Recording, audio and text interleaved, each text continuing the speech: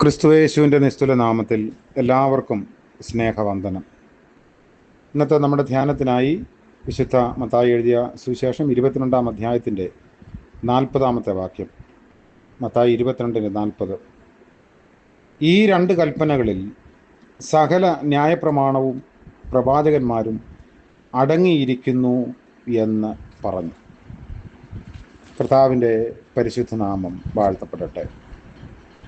സകല ന്യായപ്രമാണത്തെയും സ്നേഹമെന്ന ഒറ്റ വാക്കിൽ കർത്താവ് ചുരുക്കി പരീശന്മാരോട് വ്യാഖ്യാനിക്കുന്നതാണ് മുൻപ് നമ്മൾ കണ്ടത്.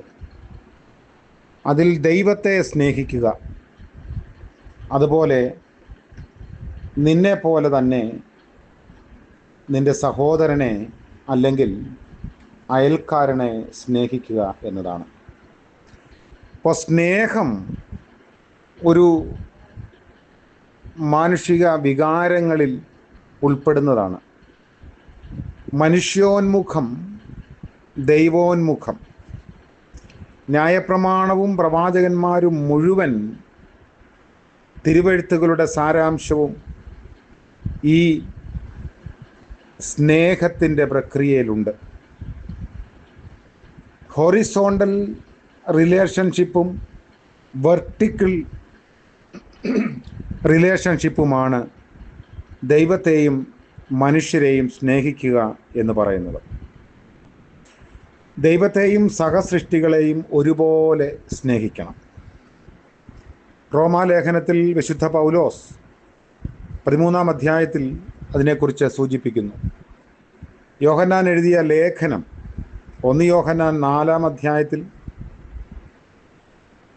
യോഹന്നാൻ സൂചിപ്പിക്കുന്നത് ദൈവത്തെ സ്നേഹിക്കുന്നു എന്ന് പറയുകയും സഹോദരനെ സ്നേഹിക്കാതിരിക്കുകയും ചെയ്യുന്നവൻ കള്ളനാകുന്നു എന്നതാണ്.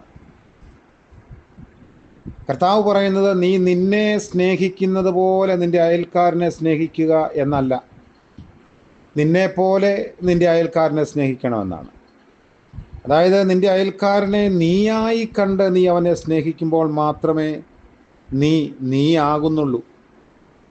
ഇതിൽ നിന്നും സ്നേഹത്തിൻ്റെ നിർവചനത്തിലെത്താനും പരിശുദ്ധ തൃത്വ രഹസ്യത്തിലേക്ക് നമുക്ക് കടന്നു ചെല്ലാനും സാധിക്കുന്നു. ആത്മസ്നേഹം എന്ന് പറയുന്നത് ഞാൻ എന്നെ സ്നേഹിക്കുന്നതല്ല, ഞാൻ ദൈവത്തെയും അയൽക്കാരനെയും സ്നേഹിക്കുന്നതാണ്. എൻ്റെ ഉള്ളിലേക്കുള്ള വഴി എൻ്റെ സഹോദരനിലൂടെയാണ്, അല്ലെങ്കിൽ ദൈവരാജ്യത്തിലേക്കുള്ള വഴി അയൽക്കാരൻ്റെ മുറ്റത്തുകൂടെയാണ് എന്ന് കർത്താവ് പറഞ്ഞതിൽ നിന്ന് നമുക്ക് വായിച്ചെടുക്കാം. യേശുവിൻ്റെ ഈ പ്രബോധനത്തിൽ ഒരു പുതുമയുണ്ട്. കാരണം യഹൂദ സാഹിത്യത്തിൽ ഒരിടത്തും ക്ഷേമപ്രാർത്ഥനയിൽ അവതരിപ്പിച്ചിരിക്കുന്ന ദൈവസ്നേഹത്തിൻ്റെ സുപ്രധാന കൽപ്പനയ്ക്ക് തുല്യമാണ് ലേവ്യ പുസ്തകത്തിലെ സഹോദര സ്നേഹത്തെക്കുറിച്ച് പറയുന്ന തിരുവചനം എന്ന് അവതരിപ്പിച്ചിട്ടില്ല. ഇസാഖറിൻ്റെ നിയമം, ടെസ്റ്റമെൻ്റ് ഓഫ് ഇസാഖർ എന്നൊരു യഹൂദ അപ്രമാണിക ഗ്രന്ഥമുണ്ട്. അതിൽ ദൈവത്തെയും സഹോദരനെയും സ്നേഹിക്കണമെന്ന് ആവശ്യപ്പെട്ടിട്ടുണ്ട്. എന്നാൽ അവയ്ക്ക് തുല്യത കൊടുക്കുകയോ അവയാണ് സുപ്രധാന കൽപ്പനയെന്ന് വ്യക്തമാക്കുകയോ ചെയ്തിട്ടില്ല. അപ്പോൾ ദൈവസ്നേഹത്തിന് തുല്യമായി സഹോദര സ്നേഹത്തെ ആദ്യമായി പ്രതിഷ്ഠിക്കുന്നതും അവതരിപ്പിക്കുന്നതും കർത്താവാണ്. അതുകൊണ്ടാണ് സകല ന്യായപ്രമാണവും ഈ സ്നേഹത്തിൽ അധിഷ്ഠിതമാണ് എന്ന് പറയുന്നത്. ഈ രണ്ട് കൽപ്പനകളിൽ എല്ലാ പ്രമാണവും പ്രവാചകന്മാരും എല്ലാം അടങ്ങിയിരിക്കുന്നു. മോശയുടെ ന്യായപ്രമാണം, ദേവാലയ ശുശ്രൂഷ, കാരുണ്യപ്രവൃത്തികൾ എന്നീ 3 സംഗതികളിന്മേൽ ലോകം മുഴുവൻ തൂങ്ങിക്കിടക്കുന്നു എന്നാണ് റബ്ബിമാർ പറഞ്ഞിരുന്നത്. മറ്റൊരു വിധത്തിൽ പറഞ്ഞാൽ സത്യം, ന്യായവിധി, സമാധാനം എന്നീ 3 കാര്യങ്ങളാണ് ഏറ്റവും അടിസ്ഥാനപരമായത് എന്നായിരുന്നു യഹൂദ ഗുരുക്കന്മാരുടെ മതം. എന്നാൽ മോശയുടെ ന്യായപ്രമാണം പോലും ചേർന്ന് നിൽക്കുന്നത് സ്നേഹത്തിൻ്റെ പ്രമാണത്തിലാണെന്ന് യേശു പഠിപ്പിക്കുന്നു. വേദഗ്രന്ഥം അധിഷ്ഠിതമായിരിക്കുന്നത് ദൈവസ്നേഹത്തിൻ്റെ പ്രമാണത്തിന്മേലാണ്. സൽപ്രവൃത്തികൾക്ക് മൂല്യമുണ്ടാകണമെങ്കിൽ അത് സ്നേഹത്തിൽ നിന്ന് ഉത്ഭവിക്കുന്നതായിരിക്കണം. നമുക്ക് പ്രാർത്ഥിക്കാം. കർത്താവേ, അവിടുന്ന് ഞങ്ങളെ സ്നേഹിക്കാൻ പഠിപ്പിച്ചതും സ്നേഹത്തിൻ്റെ പ്രായോഗികത മാതൃകാപരമായി കാട്ടിത്തന്നതും ഞങ്ങൾ ഓർക്കുന്നു. ക്രൂശ് മരണത്തിലൂടെ ദൈവസ്നേഹത്തിൻ്റെ പരമകാഷ്ഠ ഞങ്ങൾ അനുഭവിക്കുന്നു.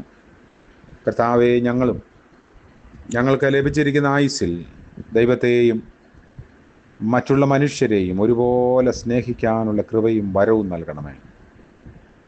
ഞങ്ങളിലുള്ള സ്വാർത്ഥതകളെയെല്ലാം അകറ്റണമേ. ഇന്ന് പകൽക്കാലം മറ്റുള്ളവരോട് സ്നേഹവായ്പോടെ പെരുമാറുവാൻ, ക്ഷമിക്കാൻ, സഹിക്കാൻ, ചേർത്ത് നിർത്താൻ ഞങ്ങളെ ഇടയാക്കണം. യേശു മശിഹ മൂലം പ്രാർത്ഥിക്കുന്നു. കൃപയോടെ കേൾക്കുമാറാകണമേ. ആമേൻ. ത്രിയേക ദൈവത്തിൻ്റെ അനുഗ്രഹവും കാവലും നമ്മോടുകൂടെ ഇന്നും എന്നേക്കും ഉണ്ടായിരിക്കുമാറാകട്ടെ. ആമേൻ.